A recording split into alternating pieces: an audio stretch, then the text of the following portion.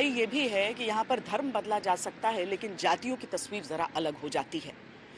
जातियों के जाल में बिना फंसे जो पार्टी आगे की ओर बढ़ती चली गई, वो सत्ता के सिंहासन तक पहुंच जाती है। जातिगत आंदोलनों का जो पूरा खाका है वो बदलता रहता है, लेकिन आरक्षण एक प्रमुख राजनीतिक हथियार हमेशा से रहा है। इस देश में कितने ओबीसी हैं, कितने दलित हैं, कितने आदिवासी हैं, और उस सवाल का जवाब सिर्फ कास्ट सेंसस से मिल सकता है। भैया ये जो आपका प्रधानमंत्री है, इसने पूरे देश को झूठ बोला कि ये पिछड़े वर्ग का है। ये तो पिछड़े वर्ग का पैदा नहीं हुआ था। कभी ये बांटेंगे कि साहब ये ओबीसी है, ये नॉन ओबीसी है। अरे तुम्हारे सर्टिफिकेट से नरेंद्र मोदी जी जो है वो देश के नेता बने हैं क्या? जन्म से नहीं है, बहुत से लोग पिछड़े, सर्टिफिकेट से। राजनीतिक दलों के खेमों में जातीय गणना की मांग और दबे स्वरों में जातिगत राजनीति का विरोध है। लेकिन जब देश की जनता के सामने ये सवाल आया कि क्या जातीय जनगणना होनी चाहिए, तो 59% जनता ने जवाब दिया हाँ, होनी चाहिए। जनता के इतने बड़े हिस्से की ये हाँ ही विपक्ष का हौसला है और मोदी नेतृत्व वाले एनडीए के लिए कठिन सवाल। क्षेत्रीय पार्टियों को लगता है कि जो ओबीसी का ग्रुप है उसका उनको बेनिफिट मिल सकता है। वजह यह है कि जो ओबीसी ग्रुप है, जैसे यूपी में उसे 54% माना जाता है, बहुत से राज्यों में ये 70%, 72% तक है, लेकिन यूपी में 54% माना जाता है, इंक्लूडिंग मुस्लिम पिछड़ा जोड़कर 12% करीब मुस्लिम पिछड़ा यहाँ माना जाता है। उसको जोड़कर यहाँ 54% इसको माना जाता है। एक अभी बेस जो लिया जाता है वो 1931 की जनगणना की जो परसेंटेज है उसमें जातियों का परसेंटेज लिखा हुआ है कि कौन सी जात किस परसेंटेज में है, तो वो वहां से अभी भी लोगों को आइडिया एक मिलता है मोटे मोटे तौर पे। लेकिन मेरा ऐसा मानना है कि आज का दौर बहुत बदल चुका है। रीजनल पार्टियों को अभी लगता है जनगणना से फायदा है, लेकिन मुझे ऐसा लगता है रीजनल पार्टियों में चूंकि परिवार का वर्चस्व है ज्यादातर रीजनल पार्टियों में, तो उनको नुकसान हो सकता है। जाति की राजनीति देश में हमेशा रही, परंतु 90 के दशक के बाद राजनीति ही दो ध्रुवों में बंट गई, एक हिंदुत्ववादी और दूसरी जातिवादी। मुलायम सिंह, लालू प्रसाद जैसे नेता जातिवादी राजनीति का सिरा पकड़कर आगे बढ़े और बीजेपी हिंदुत्व का ध्वज लेकर आगे बढ़ती गई। जातियों की राजनीति ने लंबे समय तक यूपी और बिहार जैसे हिंदी भाषी राज्यों में बीजेपी की जमीन कमजोर रखी। केंद्र में नरेंद्र मोदी युग प्रारंभ होने के पश्चात यूपी में बीजेपी को मजबूती मिली। बिहार अब भी बीजेपी के लिए संघर्ष की जमीन है। पूरा मजबूती के साथ इसका मुकाबला करना है और जीतेंगे हम ये लोग, जितना हम लोगों को कितना भी माथा पकड़े। अरे ये बिहार है, बिहार। हम लोग पहले भी कहते कि उड़ती चिड़िया को हल्दी लगाना जानते हैं। आप इधर उधर कुछ भी करते रहिए, लेकिन बिहार में चलने वाला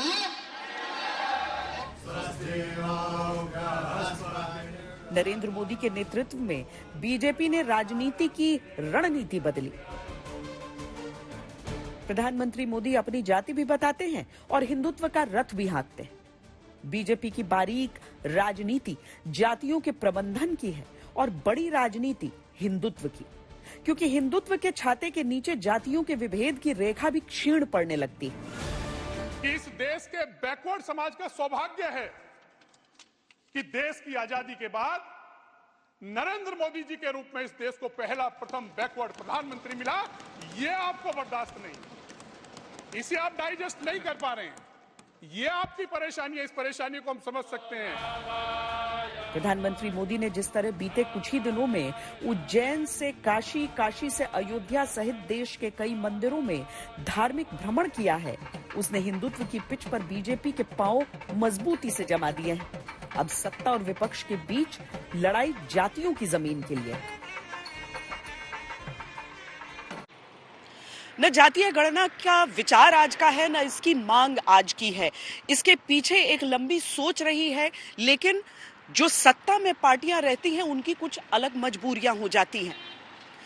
आज की परिस्थितियों में अगर राहुल गांधी ये बोलते हुए सुनाई देते हैं कि उनके ही दबाव पर नीतीश कुमार ने जातीय जनगणना का काम शुरू करवाया था और नीतीश इस बात को नकारते हैं, तो इन बातों के बीच भी ओबीसी राजनीति का एक बड़ा दांव छुपा है। इलेक्शन इस देश में जब जब लागू हुआ श्वेता जी, तब भाजपा या जनसंघ का राज रहा। मंडल कमीशन को पास कराने में लालू जी का तो कोई रोल ही नहीं था। बीपी सिंह जी प्रधानमंत्री थे, 143 सांसद मात्र हुआ करते थे और 84 सांसद भारतीय जनता पार्टी का सरदेय अटल बिहारी वाजपेयी और आदरणीय अडवाणी जी के नेतृत्व में था। समर्थन दे के पास कराया गया। मंडल भी हम और कमंडल भी हम। बिहार में जब नीतीश कुमार एनडीए से अलग इंडिया गठबंधन की एकजुटता के धागे बुन रहे थे, उस समय बिहार में जातिगत सर्वेक्षण हुआ और परिणाम भी घोषित हुए। बिहार सरकार ने आरक्षण की नई नीति लागू की और बिहार में जाति राजनीति का एक नया मॉडल तैयार हो गया। 65 और 10 75 तो बचेगा 25। तो पहले 40 सबको फ्री था, अब 25 फ्री हो जाएगा। बिहार की सर्वे रिपोर्ट गठबंधन इंडिया की राजनीति का आधार थी। जैसे ही रिपोर्ट सार्वजनिक हुई, जातियों के हक, आरक्षण, संख्या, हिस्सेदारी जैसे मुद्दे गूंजने लगे। ओबीसी आरक्षण, महिला आरक्षण में आपने क्यों नहीं दिया? नरेंद्र मोदी जी, आप कहते हैं कि आप ओबीसी के लिए काम करते हैं, आप ओबीसी के नेता हैं, तो आपने महिला आरक्षण के अंदर के बीच में ओबीसी आरक्षण क्यों नहीं किया? तत्कालीन बिहार सरकार ने तुरंत स्थिति को भांपते हुए नई आरक्षण नीति भी लागू कर दी। एससी को 20%, एसटी को 2%, ओबीसी को 43% और ईडब्ल्यूएस को 10% आरक्षण का प्रावधान किया गया। इस तरह राज्य में 75% आरक्षण हो गया। कास्ट सेंसस से जो डेटा निकलेगा वो हिंदुस्तान की जनता को और पावर ट्रांसफर करने का तरीका है। मैं कह रहा हूं कि हिंदुस्तान के जो ओबीसीज हैं, दलित्स हैं, ट्राइबल्स हैं, बाकी लोग हैं, महिलाएं हैं, उनको हमने ट्रांसफर ऑफ पावर करना है। उनके लिए हमें पावर ट्रांसफर करना है, उनके हाथों में पावर डालनी है। फाउंडेशन वो है और कास्ट सेंसस की जरूरत है। बीजेपी और संघ दोनों में गड़बड़ी है, नाकुर नुकुर कर रहे हैं। हाँ, हो जाए सर। समाजवादी पार्टी की मांग है जाति जनगणना, और हम तो कहेंगे कि जाति जनगणना हो और आबादी के हिसाब से हक और सम्मान मिले। कुमार सत्यनिष्ठा से प्रतिज्ञान करता हूँ। हालांकि नीतीश ही अब एनडीए का हिस्सा बन चुके हैं और गठबंधन की स्थिति बिहार सहित पूरे देश में बिगड़ चुकी है। लेकिन बिहार में अगर गठबंधन इंडिया मजबूत रहता तो बीजेपी को निश्चित मुश्किलों का सामना करना पड़ सकता था। बीजेपी जातियों को साधती है, परंतु उसका पारंपरिक वोटर सवर्ण समाज को अधिक माना जाता है। केंद्रीय स्तर की राजनीति के लिए बीजेपी की मुश्किल होती है सामान्य और पिछड़े, अति पिछड़ों के बीच सामंजस्य बिठाने की, लेकिन बीजेपी ने जाति जनगणना से बड़ी लकीर खींचने की कोशिश की।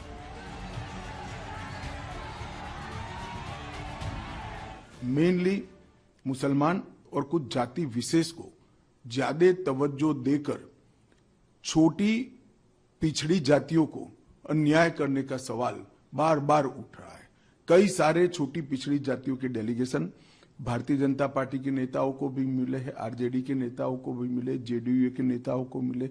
मेरा तो आग्रह होगा कि सारे जो सवाल उठे हैं वो सवालों का समाधान तुरंत करना चाहिए। अपने राजनीतिक फायदे के लिए किसी भी जाति को अन्याय नहीं करना चाहिए। बीजेपी के बड़े नेताओं ने हर रैली या संबोधन में ओबीसी आयोग को संवैधानिक दर्जा देने की अपनी उपलब्धि को गिनाना शुरू किया। कांग्रेस को मोदी को जितनी भी गालियां दीजिए, परमात्मा और मेरे देश की माताएं बहनें मोदी की रक्षा करेगी। लेकिन ओबीसी को गाली देना बंद कीजिए। मोदी अगर ओबीसी हैं तो इसमें पूरी ओबीसी जाति का क्या गलती है भाई? मोदी जी जब पहली बार संसद के अंदर नेता चुने गए और कहा गया उनको भाषण करने के लिए, लिखा हुआ भाषण एक साइड पे रह गया।